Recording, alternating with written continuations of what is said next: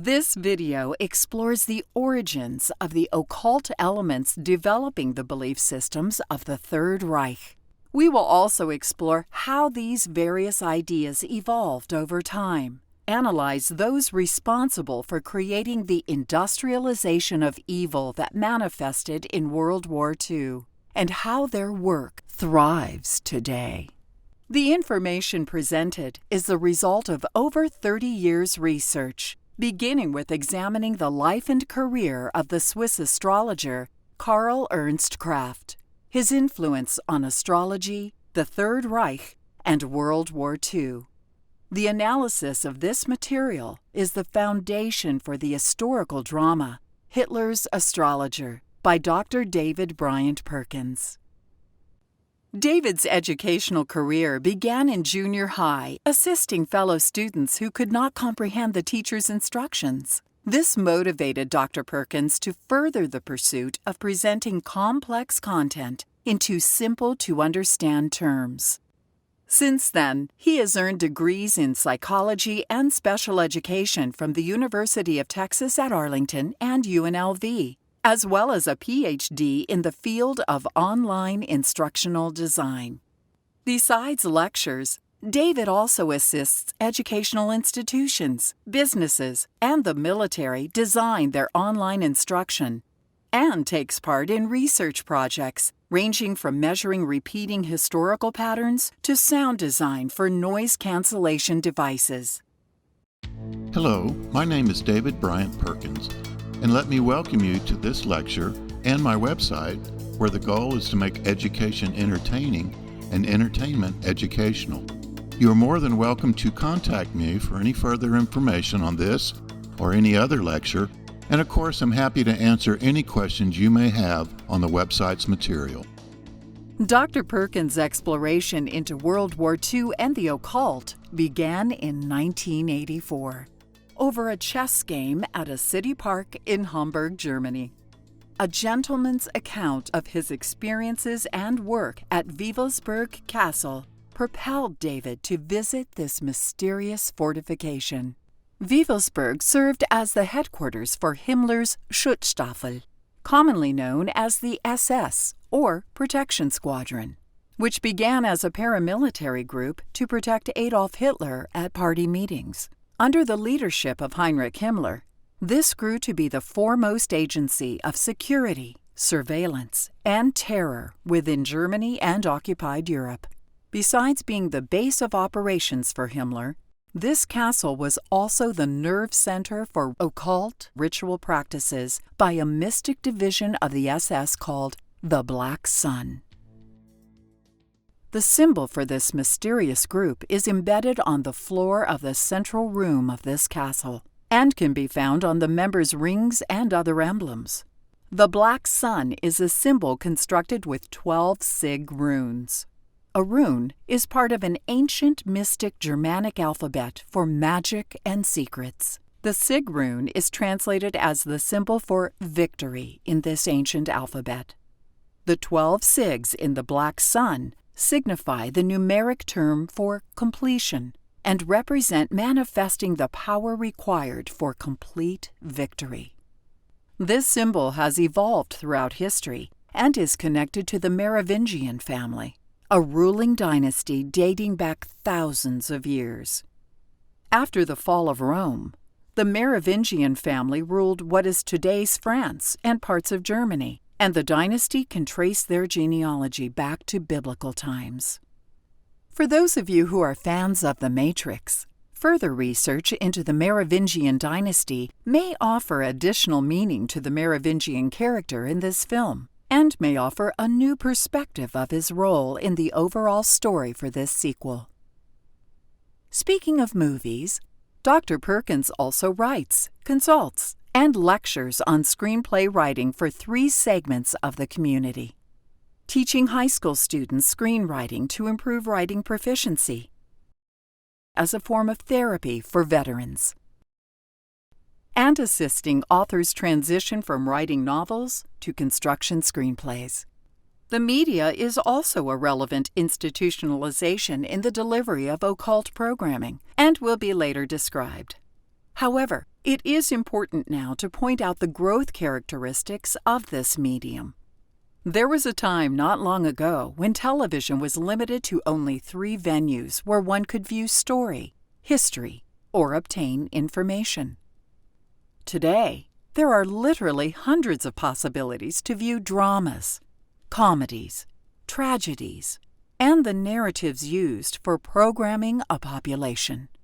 While this increase offers more venues for narrative programming, these numbers also offer more opportunities for those who have the desire to write positive visions and storylines as well. In other words, now is the time for those who have been silent to begin telling their stories. Besides the increased number of channels, one should also understand how the media and its technology influences the individual as well. Before we begin to describe the complicated process on how the occult and planetary motion apply to abstract esoteric principles and technology, let us first describe this example on a subject nearly all of us are familiar with: music. Most of us instinctively know the various styles of music we hear throughout our lifetime.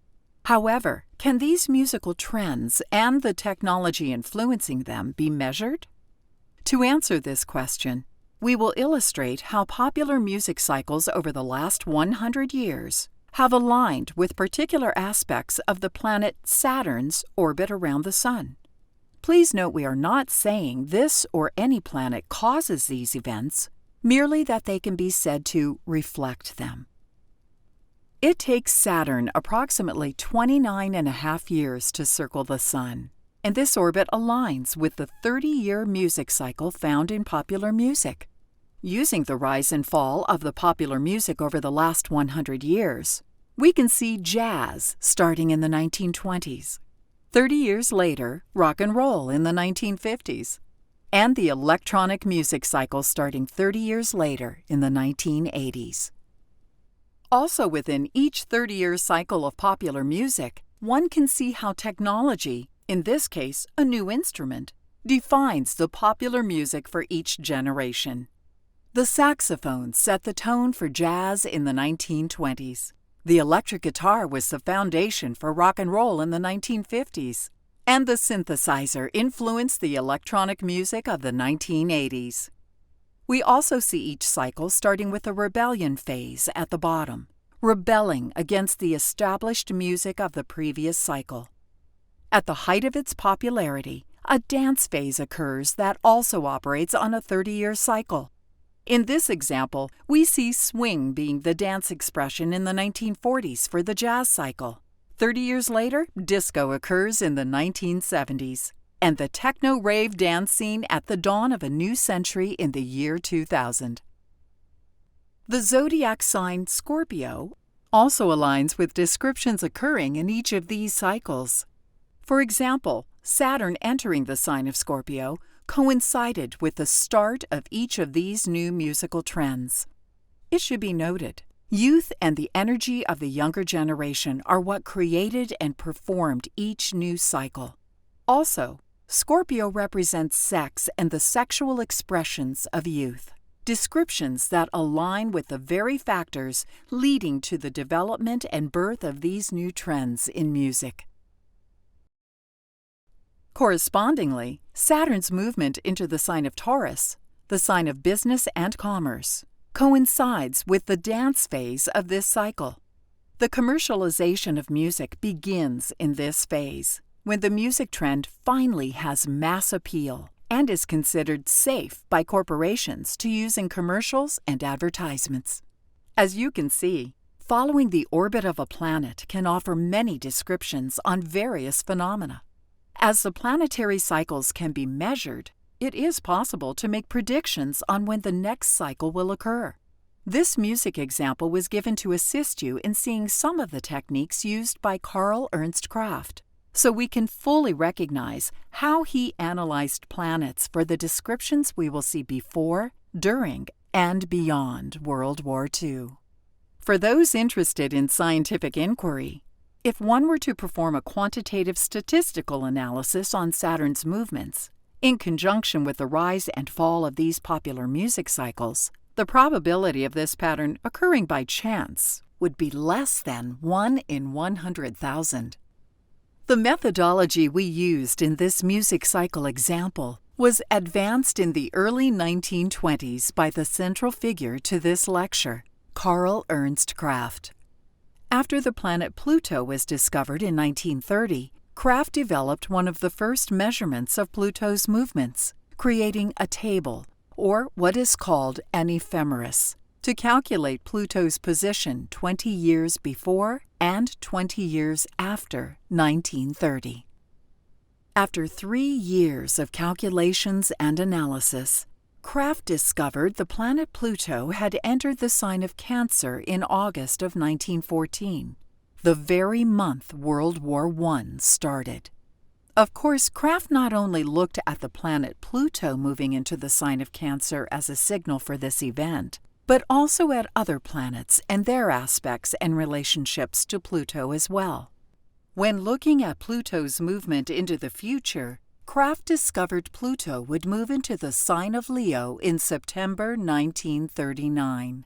It was then Kraft made his first of several predictions concerning this astrological event, that a new war would start in the beginning of September in 1939. Keep in mind, these predictions were made in 1933, just after Pluto was discovered.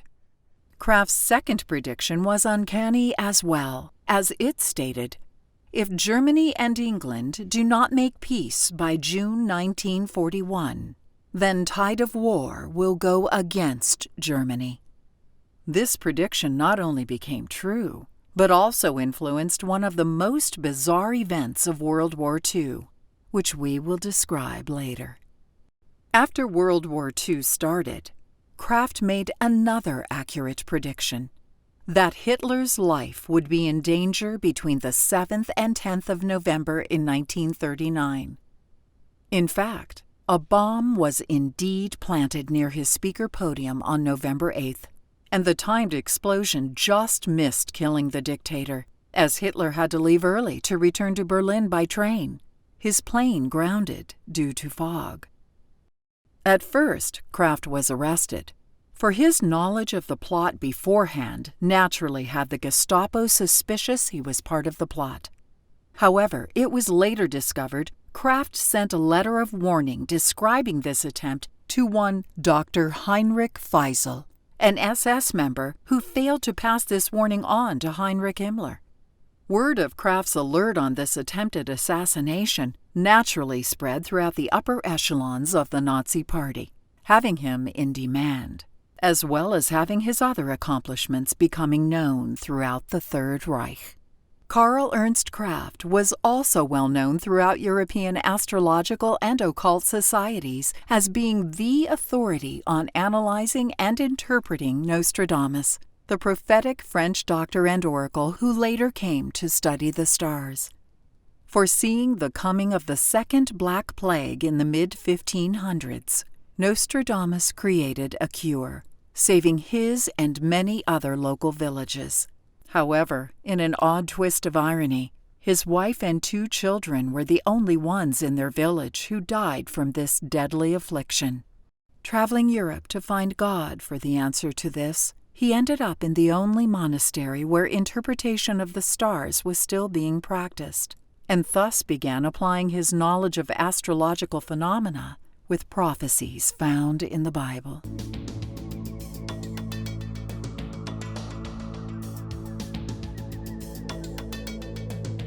Linking astrological events to Scripture became the common denominator that brought Karl Ernst Kraft, Nostradamus, and myself together in the analysis of astrological descriptions found in biblical prophecy. For example, one of these can be found in Revelation 12:1, describing a constellation configuration that actually occurred on September 23, 2017. And there appeared a great wonder in heaven, a woman clothed with the sun and the moon under her feet, and upon her head a crown of 12 stars. And she, being with child, cried, travailing in birth, and pained to be delivered. Indeed, on September 23, 2017, in the constellation of Virgo, the zodiac sign representing a virgin woman can be associated with the line, "a woman clothed in the sun," as the sun is shining over her shoulder. Where it is written, "and the moon is at her feet," we can see that this too was an actual alignment. And she, being with child, cried, could refer to the planet Jupiter, a gas giant that may be going through a transformation that is associated with birth, for example, turning into a new star or other planetary form. Above the constellation of Virgo, we find the constellation of Leo, which consists of 9 major stars. If Leo, often associated with royalty, were to describe the crown above the Virgo's head, then on this day, with the addition of the planets Mercury, Mars, and Venus, which appear as stars to the naked eye, could be the extra 3 stars that make it 12. This configuration would match the statement from Scripture, "and upon her head a crown of 12 stars." Thanks can be given to my parents for developing the love of gazing up to and analyzing the stars. I would like to honor my father now for teaching me the connection between the heavens and Scripture, and for also showing me their relationship to history and philosophy. My father was a navigator on a variety of military aircraft from World War II until 1963, when he retired and became a physics teacher. As a child, he taught me to find my way around the night sky. One of my first lessons being that if you can't see the Big Dipper in order to find the North Star, then on the opposite side of the sky you can also find it using Cassiopeia. Important lessons should you need to find your way at night using the stars. Dad would also share with me the stories surrounding each constellation and how, even though they were called different names by many ancient cultures, each of these constellations throughout history still represented the same qualities. Another construct Father taught me about the stars was how the constellations and planets move about in very special cycles, and the significance when they align in certain positions and times. The largest event he described is an approximate 26,000-year cycle known as the precession of the equinox, caused by the wobble of the Earth. This creates a cycle where every 2,000 years, a new zodiac sign will align with the Sun and the Earth on the first day of spring. For example, from the earliest written records interpreted over 6,000 years ago, on the first day of spring, the Sun and Earth aligned with the constellation of Taurus, and this era was known as the Age of Taurus, symbolized by the bull. In this age, the bull played a significant role in the religious beliefs and rituals practiced, often utilizing the very symbol of Taurus. For example, the center of ceremonial practices in many cultures during this age was the worship of the golden bull. The following 2,000-year cycle had this planetary alignment pointed to the constellation of Aries, which is symbolically represented by a lamb or the ram. Again, the ritual practice for many religious beliefs during this 2,000-year era was associated with a lamb or a ram, or the sacrifice of this animal. From the birth of Christ to our present day, this alignment occurs in the constellation of Pisces, which is symbolized by 2 fish swimming in the opposite direction, one moving to the spiritual world, while the other towards the physical realm. This can be said to describe the conflict of our present age, or for us as sovereign beings to balance our existence between the physical and spiritual realms. The symbol for the Age of Pisces can be seen throughout society, representing the descriptions of and the path to the spiritual world in the context of Jesus. The descriptions and conflicts between the physical and spiritual realms can be found in the New Testament in the Bible, scriptures that hold the lessons for the present 2,000-year cycle during the age of Pisces.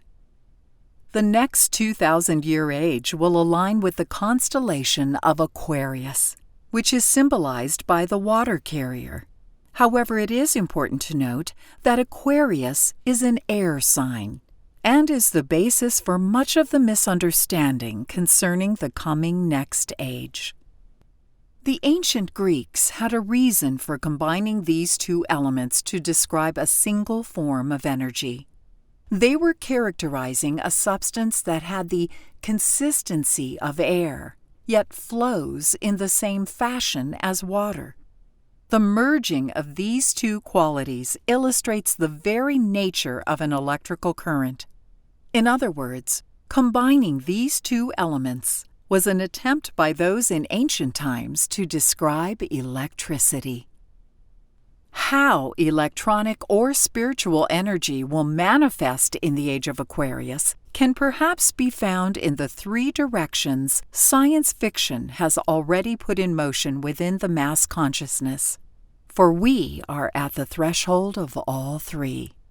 Will our spiritual or electrical consciousness merge with our own creations, producing the man versus machine reality as seen in the films Terminator or The Matrix?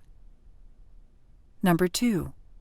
Will our spiritual development evolve to match our technological advancements so we have a balance between the two, producing a positive outcome as seen in the Star Trek universe? Or will our spiritual consciousness break down completely, where civilization totally collapses around the globe, as depicted in the Mad Max world? The potential for any one of these outcomes is possible, and one can see the signs of these realities developing today. In Part 2, we will explore each one of these possibilities and how what is occurring today can be traced back to biblical times.